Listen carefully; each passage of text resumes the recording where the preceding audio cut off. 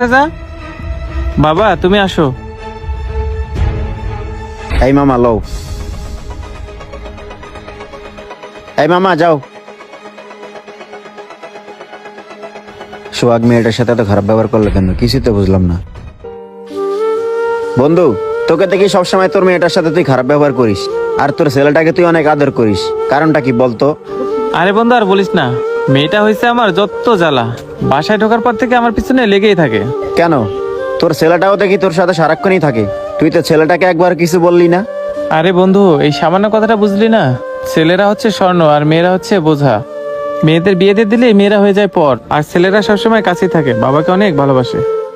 এই জন্য আমার ছেলেটাকে সারাক্ষণ আমার সাথেই রাখি। বন্ধু, মেয়েরা যে বিয়ের পর পর হয়ে যায়, আমি তোর কথাটা মানতে পারলাম না।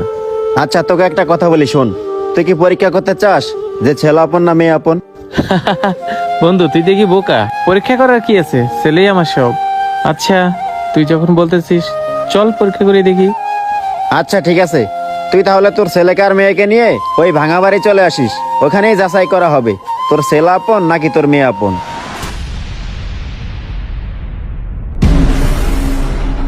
বাবা একটু দাঁড়াও, আমার পানি পিপাসা লাগছে, একটু পানি খেয়ে নেই।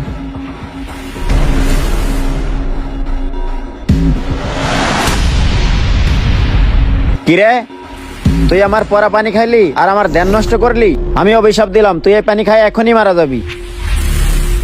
হ্যাঁ, আমি অভিশাপ দিলাম, তুই এক্ষুনি মারা যাবি। এই,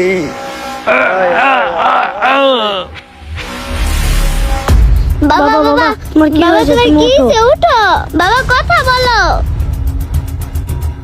পাগলা বাবা, দয়া করে আমার বাবাকে সুস্থ করে দেন। হ্যাঁ বাবা, দয়া করে আমার বাবাকে ভালো করে দেন। ওই শোন, এই ধন সম্পত্তি নিলে তুই সারা জীবন রাজরা বসে খেতে পারবি, আর যদি তোর বাবাকে নিস তাহলে এই ধন সম্পত্তি পাবি না। এখন দেখ তুই কোনটা নিবি। না পাগলা বাবা, আমার টাকা পয়সা চাই না, আপনি আমার বাবাকে সুস্থ করে দিন। আচ্ছা ঠিক আছে। ওই এখন তুই বল, তুই কি সারা জীবন বৈশা খাবি না তোর বাবার নিবি, কোনটা? না ফকির বাবা, আমি আমার বাবাকে চাই না, আমি ধন সম্পত্তি চাই। আপনি আমার ধন সম্পত্তি গুলোই দেন। ঠিক আছে, তাহলে তুই এই ধন সম্পত্তি নিয়ে যা। আরেকটা কথা, পিছনে ফিরে তাকাবি না কিন্তু। যা এখন। এই সোহাগ, ওঠ।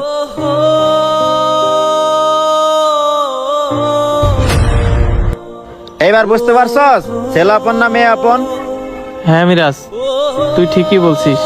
বাবা, আমরা অনেকেই আছি, ছেলে সন্তানকে যতটা আদর করি তার বিন্দু পরিমাণ আদরও কন্যা সন্তানকে করি না। অথচ আপনি বিপদে পড়ে দেখেন, দেখবেন সবার আগেই আপনার কন্যা সন্তান আপনার পাশে দাঁড়াবে। ভিডিওটি ভালো লাগলে সর্বোচ্চ শেয়ার করে দিবেন। ধন্যবাদ সবাইকে।